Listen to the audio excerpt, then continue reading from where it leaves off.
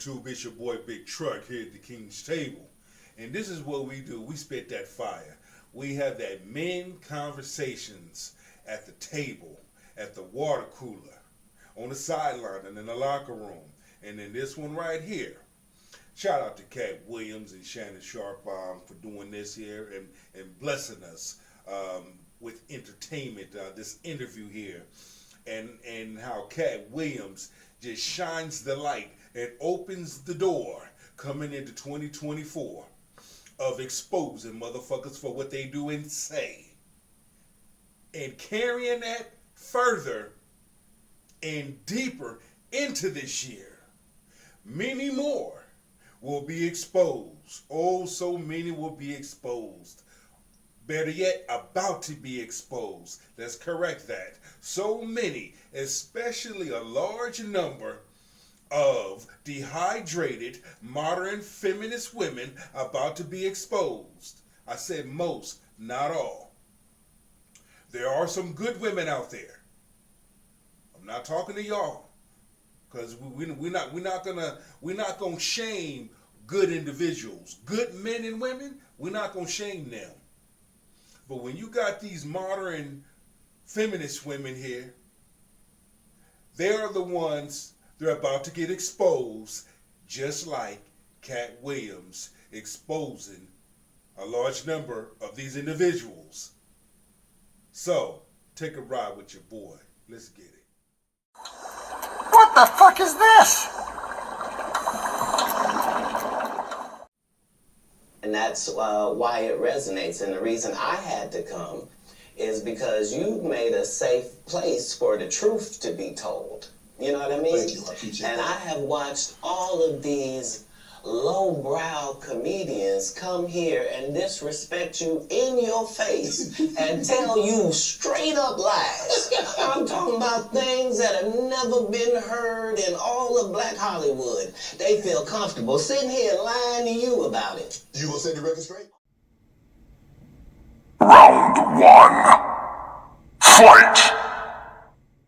Are you kidding me? You let Ricky Smiley sit here and you said out that mouth, you stole Friday After Next, the one I was in. I wish all of America fumbled a bit when that happened. And then he said some stuff that we haven't heard in 100 years in Hollywood. You ain't say nothing. This man told you he had Katt Williams' role. He was gonna be Money Mike. And Katt Williams was gonna be the Santa Claus. Now three quick points. You mean in Hollywood they cast a 5'5" black Santa Claus that weigh 145 pounds? That's your story. Your story is the Ricky Smiley that couldn't even do curse words because he had a Christian fan base. He was gonna play the pimp. Why you didn't ask him why has he played a woman in more movies than he's played a man? Well, I didn't know He shouldn't be able. You wouldn't let a athlete that been on steroids talk about one of the greats. Ricky Smiley can't act because Ricky Smiley can't act. He told you the story about when the movie came out. Where did he say he watched it? At home. He wasn't even at the premiere.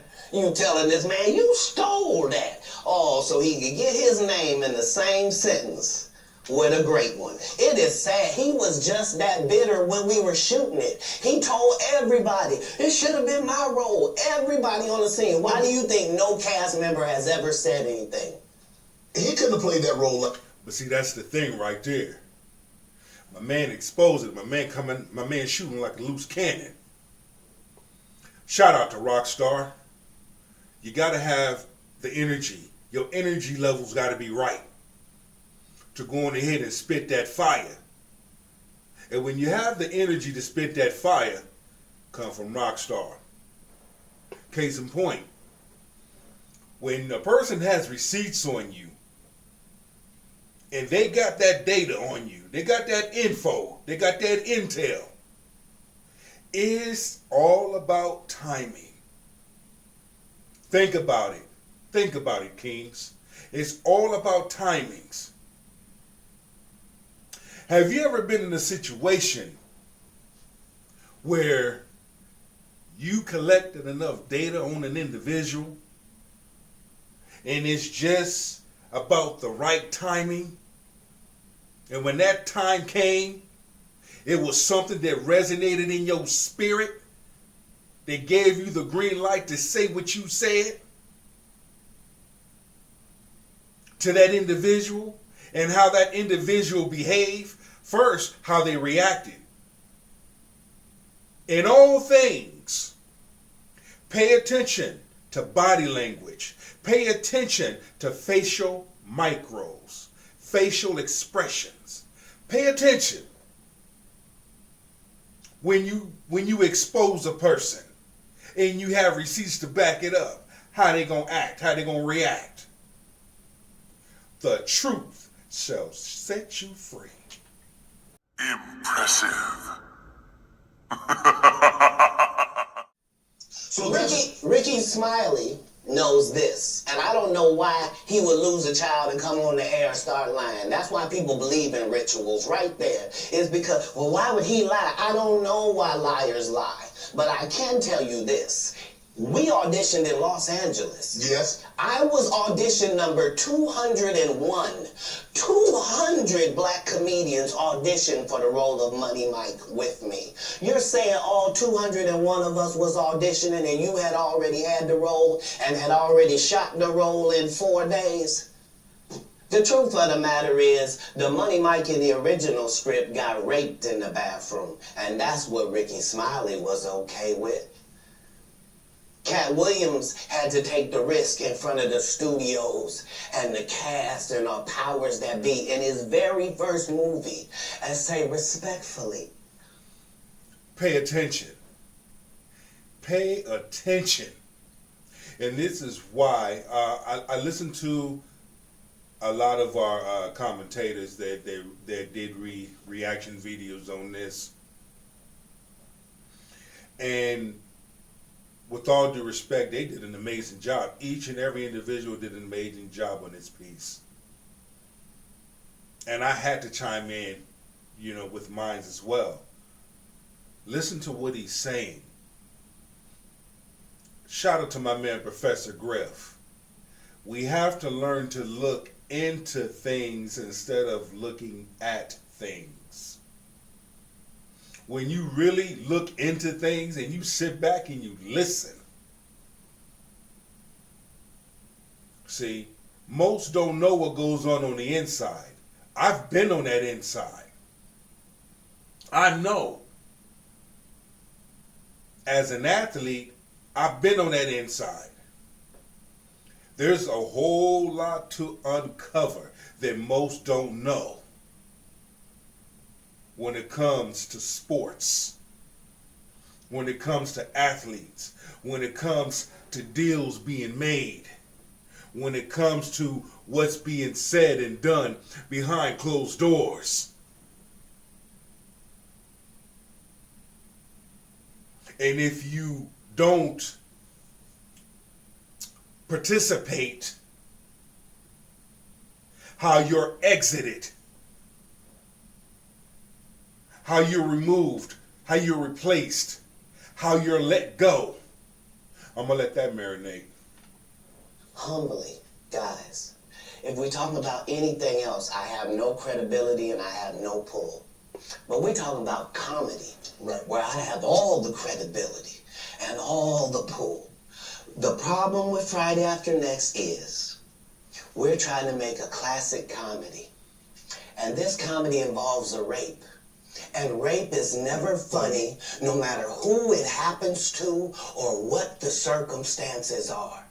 If you would allow me to allow us to do this movie without a black man getting raped in it, I promise you that it will be twice as funny as it would be with him getting raped. So considering that's the real story, why would you bring up that story?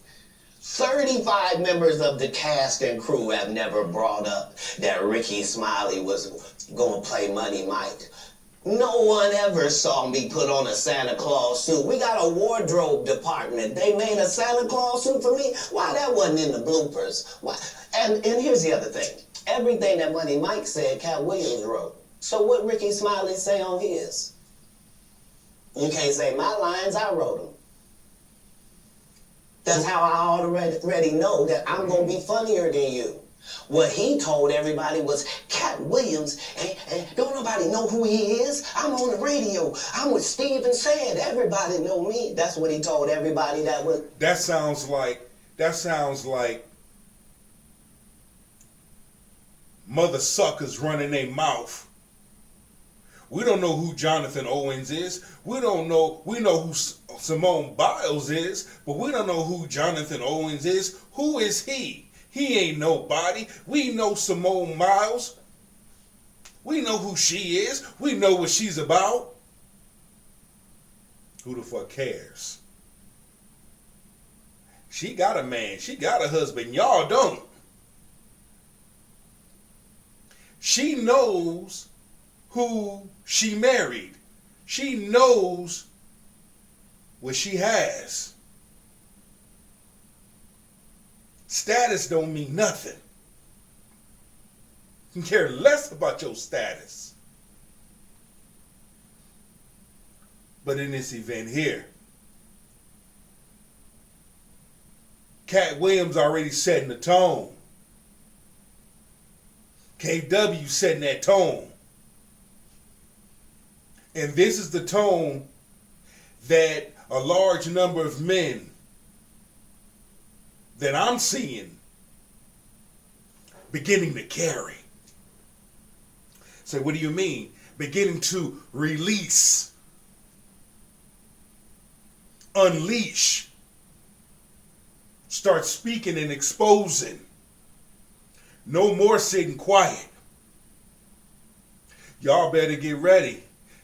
This is going to be an interesting year. To listen to on the set.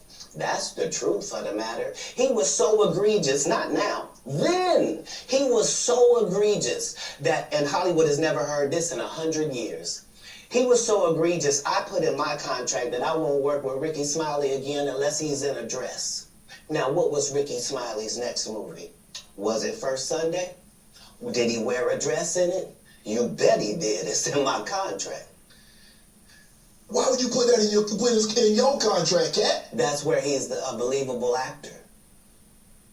Him and Tyler Perry can't play a man to save their life.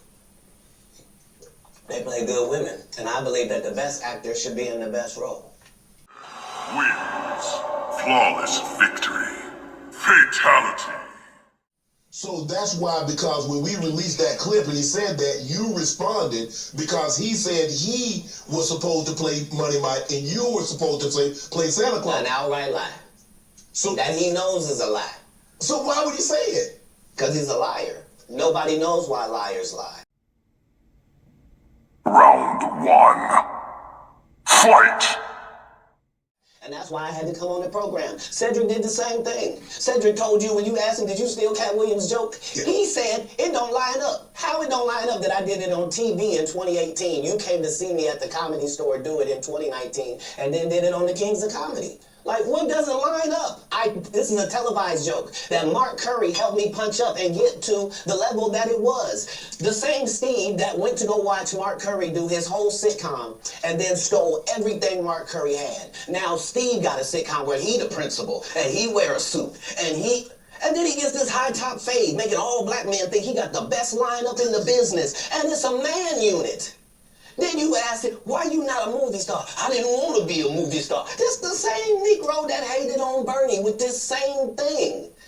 I didn't want to be a movie star. No, you couldn't be a movie star. There are 30,000 new scripts in Hollywood every year. Not one of them asks for a country bumpkin black dude that can't talk good, overcame it, and look like Mr. Potato Head. There ain't none.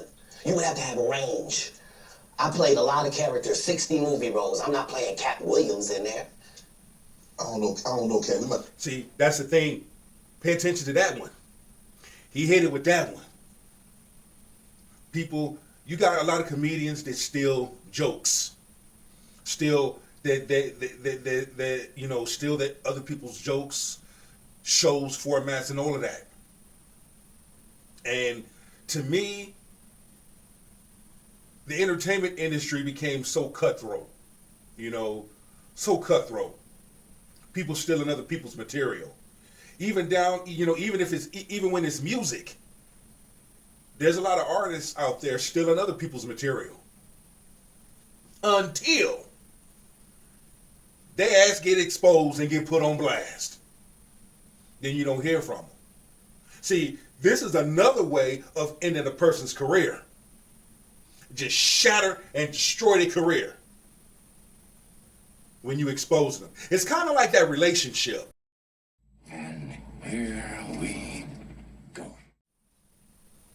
The truth don't need motivation. I'm just saying I can't let these dudes lie. Cedric's sitting here telling you why he ain't a movie star. He over here look like a walrus. You didn't say nothing. He can't even get his arms off his stomach sitting over here. Why I'm not a movie star. What? It's a situation. He never wrote anything. Remember, when Cedric the Entertainer starts, he's supposed to be singing, dancing, and telling jokes. That's why he's called the Entertainer. Right. We found out he can't sing, can't dance, and doesn't write jokes. He did 4 comedy specials. They're so bad, Shannon, they're not available on Netflix or Tubi. Can I say that again? What the fuck is this?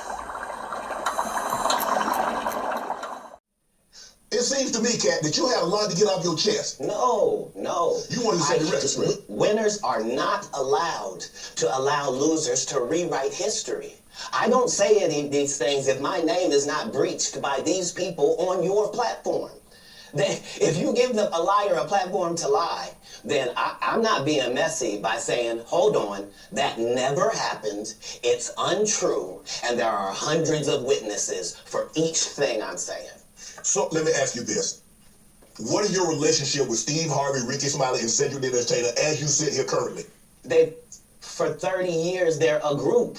These aren't 3 random guys. The way that Ricky Smiley kept appearing at all of my auditions is because of Steven said he would tell anybody that, listen, they got a gang on that side. They know what it is.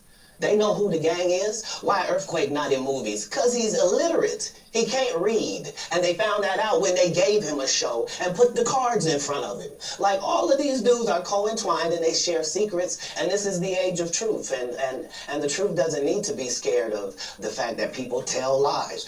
Katt's on drugs. Where are the stories? Why is there no story of anybody who ever sold a drug to me, did a drug with me, was around me when I was inebriated? I got 5 daughters. I got 5 sons. Why would we tell these ridiculous stories? Because it's competition. You feel like, well, why comedy guys can't just get along? Yes. Why didn't you get along with the other teams you were competing against? If you're a Denver Bronco, why you don't get along with the Cowboys? Something wrong with you? But I don't disagree. I don't disagree. All the Cowboys, Katt, damn, you like this? No, that's okay, not. what comedian do you like? Did you play against the team? Yes. I've taken 46 comedians with me on the road. 46. Okay. I'm not the comedian you can give that to. I only put on comedians that are funnier than me. Anybody that ever told you differently was a fat Faison liar.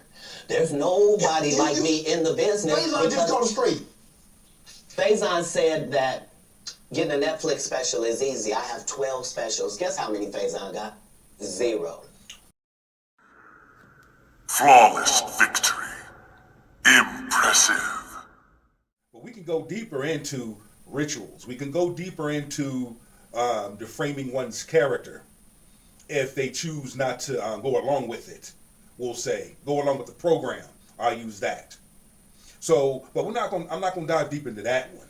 I'm not going to dive deep into that. But I'm just shedding some light on a lot of things because I know a lot of individuals have their opinions about KW and about what he said. You know, yes, he's smart. Yes, he's intelligent. He ain't stupid. And yes, he has some strong influences in his upbringing or around him during his time of living before he got to where he is. So many comedians now are going independent and doing well. So many artists.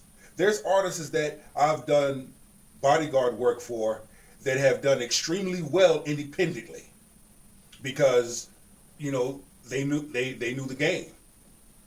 I mean, Prince taught us that. Prince taught us if you go independent, you control your masters. You control your path.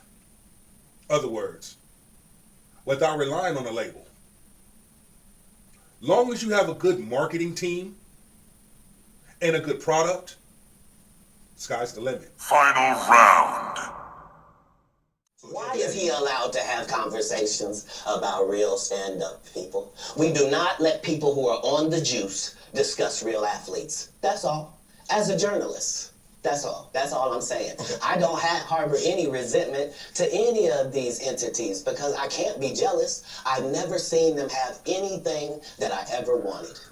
Flawless victory. Impressive. Outstanding.